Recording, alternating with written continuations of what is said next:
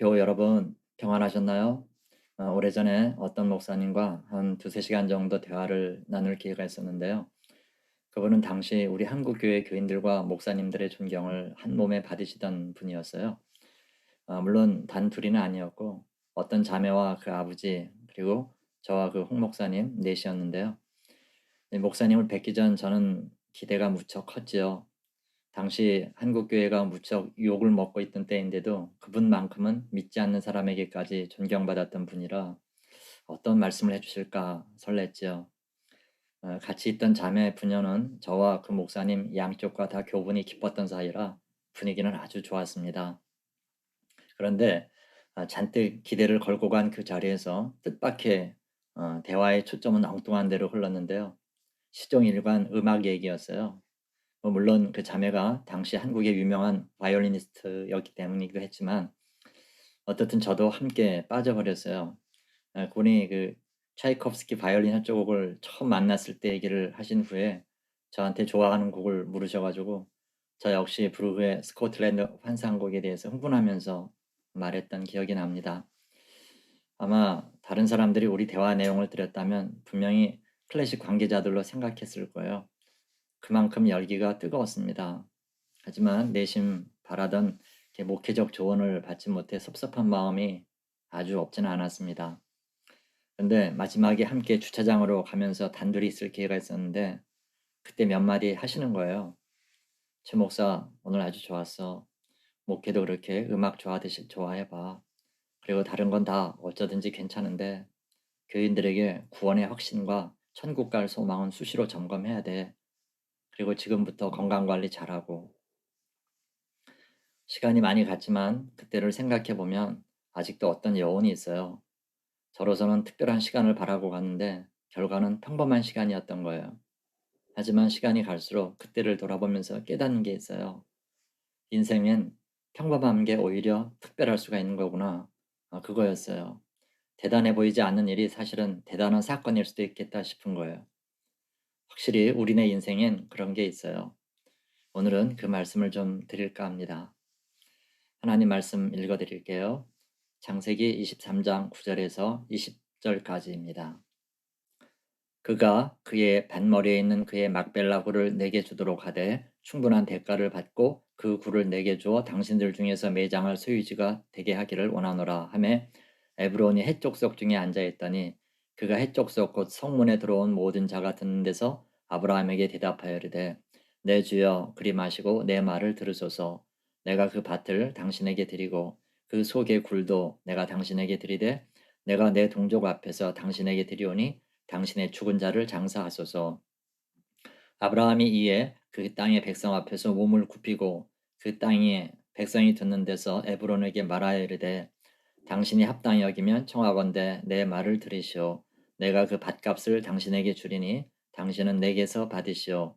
내가 나의 죽은 자를 거기 장사하겠노라. 에브론이 아브라함에게 대답하여 이르되 내 주여 내 말을 들으소서. 땅값은 은 400세겔이나 그것이 나와 당신 사이에 무슨 문제가 되리이까? 당신의 죽은 자를 장사하소서. 아브라함이 에브론의 말을 따라 에브론이 헷족 속이 듣는 데서 말한 대로 상인이 통용하는 은 400세겔을 달아 에브론에게 주었더니 마므레 앞 막벨라에 있는 에브론의 밭 곧 그 밭과 거기에 속한 굴과 그 밭과 그 주위에 둘린 모든 나무가 성문에 들어온 모든 헷족속이 보이는 데서 아브라함의 소유가 확정된지라.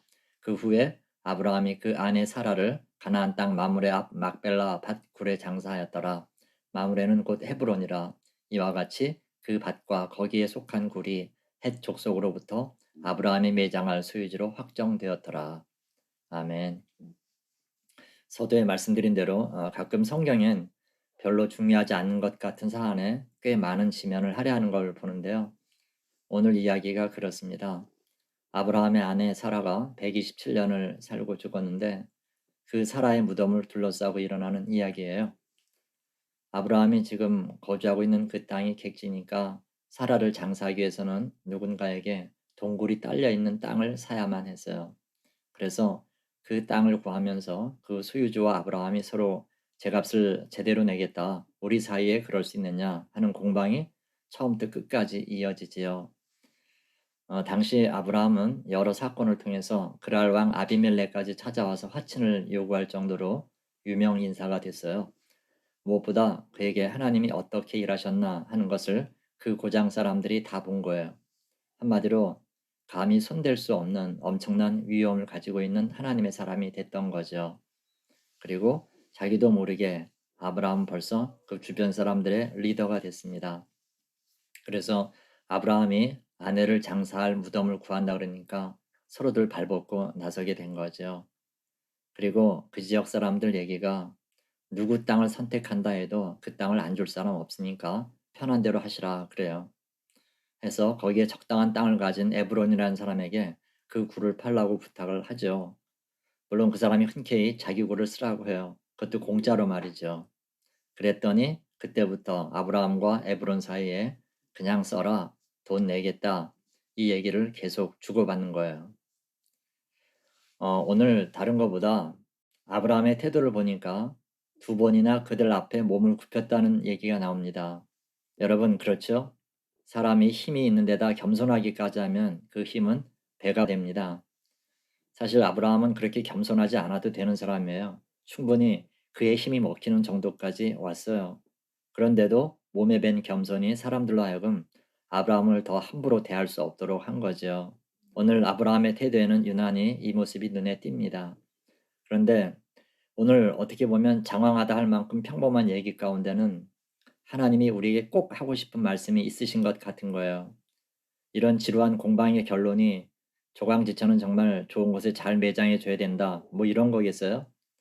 그게 아니라 가끔은요. 하나님은 아주 평범한 일을 평범하게 생각하지 않으시고 철저히 따지시는 것 같은 거예요. 뭐냐면 지금 굴 주인과 아브라함 사이에 계속 벌어지는 얘기가 뭐죠? 제 값을 내겠다 이거하고 공짜로 가져라 하는 얘기잖아요. 근데 결국 아브라함이 이겨서 은 400세겔을 주고 그 동굴을 삽니다. 그렇게 완전히 자기 소유를 만들잖아요. 물론 아브라함이 그 굴을 그냥 가진다 해도 그 주인이나 그 고장 사람들은 당연히 제공했을 거예요. 그러나 아브라함 입장에서는 그 땅을 제값을 주고 자기 소유로 만들었어요. 무슨 얘기일까요? 셈을 정확하게 하라는 거예요. 남의 것을 너무 쉽게 제 것 삼지 말라는 거예요. 사실 그 한국 기독교인들의 큰 약점 중에 하나가 셈이 흐리다는 거예요. 뭐 정이 넘치다 보니까 내게 네 거고 네게 내 거인 이런 모습이 많이 보여요. 그런데 이런 태도가 사이가 좋을 때는 별 문제가 안 되지만 사이가 나빠지면 결국 올무가 돼서 관계를 극도로 나빠지게 하는 주범이 돼요. 그래서 남의 것을 쉽게 생각하고 남에게 폐를 끼치게 되는 상황은 아주 조그마한 것이라도 지양해야 됩니다. 그건 교우 관계뿐 아니라 직계 가족들 사이에서도 마찬가지예요. 사실 여러분 우리한테는 눈먼 돈 의식이 있잖아요. 뭐 실제로 그렇게 행하지는 않지만 내가 번 돈만 가치 있고 남의 돈은 눈먼 돈이기 때문에 어떻든 내 것으로 만들면 끝이라는 의식이 은연중에 있다는 거예요. 그런 생각이 좋지 않은 이유가 뭐겠어요? 만약 그런 생각들이 지속되다 보면 하나님이 우리에게 주신 것조차 당연하고 별로 감사하지 않게 되는 때가 와서예요. 여러분 정말 그래요. 감사를 잃게 되면요. 우리 삶은 정말 윤기 없는 팍팍한 삶이 돼요. 그래서 오늘 주님은 아브라함을 통해서 이런 조그마한 사건에도 세심하게 가르치신 게 아닌가 싶어요. 남의 것 쉽게 생각하지 않고 인정해 주는 거 말이죠. 이 일이 남에게 패 끼치는 일은 아닌지 또 남의 것을 공짜로 쓰려고 하는 건 아닌지 한 번 더 생각해 보라는 거예요. 일제시대와 해방 전후 때 활동했던 그 김광섭 시인이 자기 글에서 그런 얘기를 한 게 생각이 나네요. 이분이 일제로부터 3년 동안 억울한 옥고를 치르셨는데 그 일 후에 쓴 얘기예요. 자기는 누구를 돕거나 할 그런 능력이 안 되기 때문에 자기는 그저 살아생전 남에게 폐해나 끼치지 않고 살려고 한다. 그렇게 쓰셨더라고요. 실제로 그분은 그렇게 살았어요. 남에게 폐해나 끼치지 않고 살려고 한다. 이게 소박한 꿈 같지만 사실은 엄청나게 어렵다는 거 누구나 공감하잖아요. 제값 치르자는 것도 바로 그런 생각의 일환이에요. 이 제값 치르지 않으려는 건 꼭 개인적으로만 일어나는 건 아니더라고요. 언젠가 어떤 분이 어떤 메일 묵상집에서 제 책 얘기가 인용됐다고 반갑다고 하면서 연락을 해 오신 적이 있어요. 요즘 출판계의 지적 소유권은 굉장히 엄격한 법 적용을 받게 되어 있어요. 저는 먼저 제 책을 출간한 출판사에 문의해 봤지요. 연락이 온 적이 있냐고요. 답은 제 책을 인용한 출판사에서 그 어떤 양해도 구하지 않았다는 거예요. 그러면 저자인 제게 어떤 모양으로라도 사전 승인을 얻어야 되는 게 법인데 저한테도 그 어떤 연락도 없었거든요. 그래서 그 출판사의 편집부장에게 전화를 해서 상황을 설명하고 어떻게 된 일이냐 물었더니 대답이 좀 어이가 없더라고요.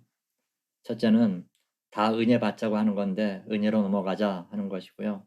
둘째는 오히려 무명인 제 책을 사람들에게 알린 게 되니까 자기들에게 감사해야 되는 일이 아니냐는 거예요. 예, 말문이 막히더라고요. 그래서 저를 알리지 않아도 되고 다른 책으로도 은혜를 끼칠 수 있으니 앞으로는 제 책 인용하지 말라 그랬어요. 알고 보니까 한 7-8년에 걸쳐서 꾸준히 인용을 해왔더라고요. 이 비기독교 출판계에서는 이런 일은 상상도 못하는 일이에요. 당장 소송이 들어가요. 뭐 저로서도 제 책 알려지는 게 뭐 나쁠 일이겠어요. 하지만 이렇게는 싫더라고요. 책도 어떤 면에서는 저자에게는 정신의 자식이잖아요. 자기 자식이 이렇게 밖에서 함부로 내돌리는 건 절대 유쾌한 일이 아닙니다. 남의 것 소중히 여기고 존중해 주는 풍토가 무척 아쉽더라고요. 이런 걸 분명히 하기 위해서 오늘 주님은 아브라함을 통해 우리에게 셈 잘하라는 메시지를 주신 걸 거예요. 그래요, 여러분. 우리가 누군가를 사랑하려면 먼저는 그가 소유한 모든 것에 대해서 인정하고 존중해 주는 마음이 필요해요. 오늘 아브라함은 떳떳하게 제값을 치렀죠. 우리도 매사에 제값 치르고 살았으면 좋겠어요. 그건 1차로는 하나님과 이웃에 대한 감사의 마음을 잃지 않도록 그래서 풍성하게 살도록 하는 원동력이 될 거예요. 그 다음으로는 이거 역시 넓은 의미에서는 하나님과 형제를 사랑하는 진솔한 표현이 될 거예요. 뭔가 표현한다는 건 상대방에게 기쁨을 주고 삶의 의미를 주는 거잖아요. 삶의 의욕을 퐁퐁 샘솟게 할 거예요. 이런 모습으로 오늘 하루도 승리하시는 저와 여러분의 복된 하루가 되시기를 주님의 이름으로 축원합니다. 아멘. 기도하겠습니다. 하나님 아버지 감사합니다. 우리 모두에게는 뭔가를 공짜로 얻으려는 마음이 있습니다. 내 것만 귀하고 남의 것 귀한 줄 모르는 때가 있었습니다. 용서해 주옵소서. 언제나 제값을 치르는 것이 주님 뜻임을 알았으니 우리도 그렇게 살도록 인도해 주시옵소서. 오늘의 한날을 주님 앞에 의탁하옵고 예수님 이름으로 감사하며 기도하옵나이다. 아멘.